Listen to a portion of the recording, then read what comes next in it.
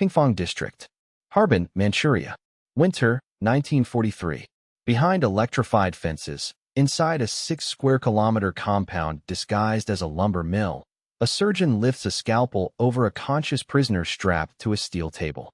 No anesthesia. The procedure will remove every major organ, one by one, while the subject is still alive. The staff have a word for prisoners here, Maryuta. Logs. Between 1937 and 1945, somewhere between 3,000 and 12,000 human beings enter this building as logs. Not one will leave alive. And when the war ends, the men responsible won't face a single day in court, because the United States will make sure of it. The architect of this horror is a man named Shiro Ishii, a military medical officer with a perverse genius for bureaucratic persuasion.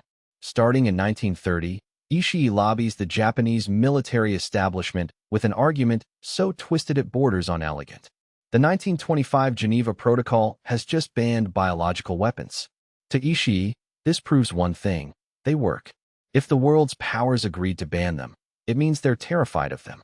And if Japan's enemies are unprepared to defend against biological attack, then Japan must be the nation to weaponize disease first. The military brass agrees. They give Ishii funding, a remote base in occupied Manchuria, and over 3,000 scientists. No oversight, no limits, no questions asked. What happens next inside the Pingfang compound defies comprehension. Surgeons strap conscious prisoners to operating tables and begin cutting them open without anesthesia. They remove organs one by one: stomach, liver, kidneys, while the subject is still alive. The goal is clinically detached. Observe how diseases like plague and cholera destroy healthy tissue in real time. These aren't isolated acts of sadism. They are methodical, documented experiments with meticulous notes and photographs. Pregnant women who have been deliberately infected with syphilis are vivisected so researchers can study how the disease passes to the fetus. Every procedure follows protocol. Every death generates data. The scientists wear white coats. They keep regular hours. And when they finish for the day, they go home to their families. Outside the surgical theaters, the Manchurian winter becomes another instrument of research. Prisoners are marched into the open air at temperatures reaching -20 degrees Celsius. Their bare arms are soaked in water and held exposed to the freezing wind. Researchers stand with clipboards, timing how long it takes for the flesh to freeze solid. Then they test rewarming methods. Some involve lukewarm water. Others, boiling water poured directly onto frozen limbs. The worst subjects endure the cycle repeatedly: frozen, thawed, frozen again, until the tissue is destroyed down to the bone. The researchers treated this as legitimate medical science. The results were filed in official reports. The experiments continued for years. But Ishii's ambitions extend far beyond the laboratory walls. He wants to weaponize plague itself and deliver it from the sky. His engineers develop ceramic bombs designed to shatter on impact, releasing thousands of fleas infected with bubonic plague. In 1940, these bombs are dropped over the Chinese city of Ningbo. Within weeks, bubonic plague erupts. 109 people die in agony. The following year, the city of Changde is hit with the same weapon. And these are just the documented attacks. Unit 731 operates alongside satellite programs. Unit 100, Unit 516, Unit 1644, Unit 8604, each conducting their own biological warfare across occupied China. The total death toll from deliberate plague, cholera, and anthrax releases is staggering, somewhere between 200,000 and 580,000 Chinese civilians. August 1945, the Soviet Red Army smashes into Manchuria with overwhelming force. For Ishii, the war is over, but his real battle is just beginning.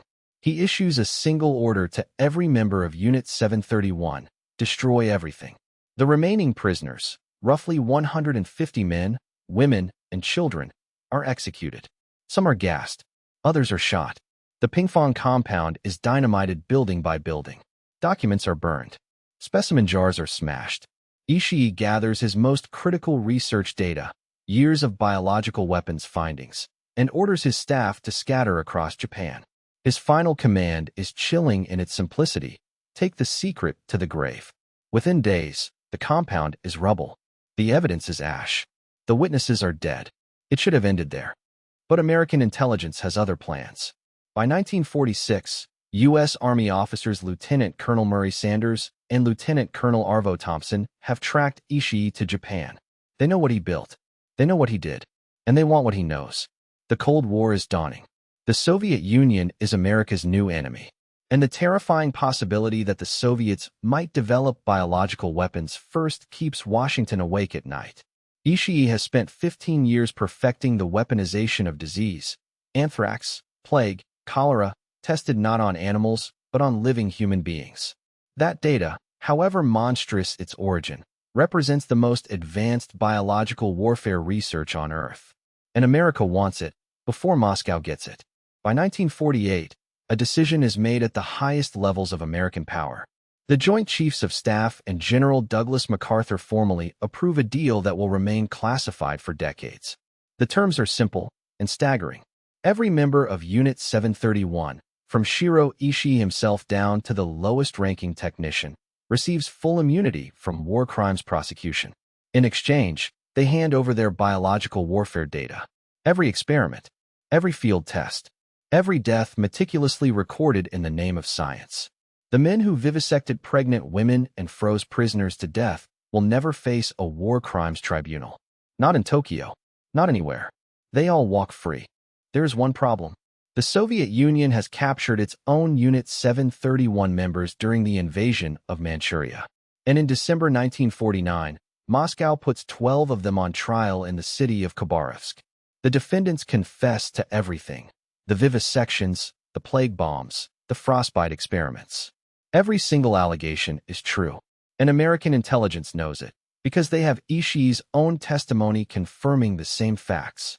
But acknowledging the Soviet trial would mean admitting that Washington cut a deal with the very war criminals being prosecuted. So the United States does something extraordinary. It publicly denounces the Khabarovsk trials as communist propaganda. Pure fabrication, they say. Soviet theater designed to embarrass Japan and America. The lie holds for decades.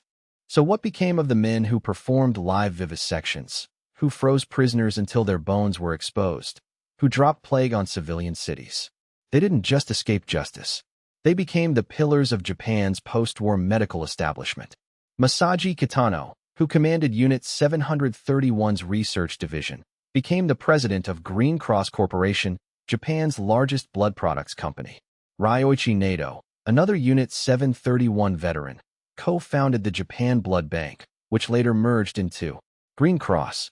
And Hisato Yoshimura, the man who personally designed and oversaw the frostbite experiments, became president of the Kyoto Prefectural University of Medicine.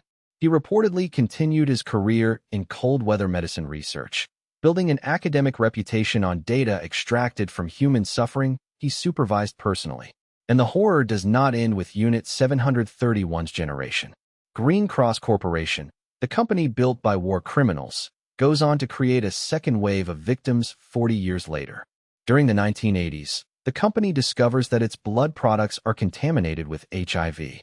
Hemophilia patients across Japan depend on these products to survive. Green Cross executives know the danger. They have the data. They understand that unheated blood products can transmit the virus. But heating the products would be expensive. It would slow production. It would hurt profits. So they keep selling contaminated blood. Over 1,400 hemophilia patients are infected with HIV. Many of them die. The same institutional contempt for human life that defined Unit 731, passed down through the same company, founded by the same men. And the data? The biological warfare intelligence that America traded justice for? The research bought with the blood of thousands of human test subjects? In 1998, the United States Congress passes the Japanese Imperial Government Disclosure Act, forcing the declassification of approximately 100,000 pages of documents related to Japanese war crimes. A 2006 interagency review finally examines what the U.S. actually received from Ishii's deal. The conclusion is devastating. The data was of limited scientific value. Poorly controlled experiments. Unreliable methodology. Results that could not be replicated or applied. America had traded the prosecution of history's most prolific biological war criminals for next to nothing. And Shiro Ishii? He was never charged by any court. He reportedly converted to Catholicism in his final years and died of throat cancer on October 9, 1959. A free man in Tokyo. Today, the Japanese government has never officially acknowledged the full scope of what happened at Unit 731. There is no national memorial to the victims, no official apology to the families of those who were vivisected, frozen, and infected. The Pingfang compound in China, partially preserved as a museum, receives a fraction of the international attention given to Holocaust memorials in Europe. And that raises a question that most historians prefer not to answer. What does it mean that the nation which prosecuted Nazi doctors at Nuremberg, the country that positioned itself as the moral authority of the post-war world, secretly granted immunity to men who committed crimes every bit as monstrous? The silence is not an accident. The silence is the point. Maryuta. Logs. That is what they were called. Human beings reduced to a word for lumber, processed through a facility disguised as a sawmill. Somewhere between 3,000 and 12,000 people entered that compound as Maryuta. Not one walked out. The very least we can do is refuse to let the world forget their names were erased. If this story was new to you, and for most people it is, share it. Because remembering is the one thing that the architects of Unit 731 feared most. They ordered their people to take the secret to the grave. Let's make sure they failed. Subscribe, and tell me in the comments, which hidden atrocity should we uncover next?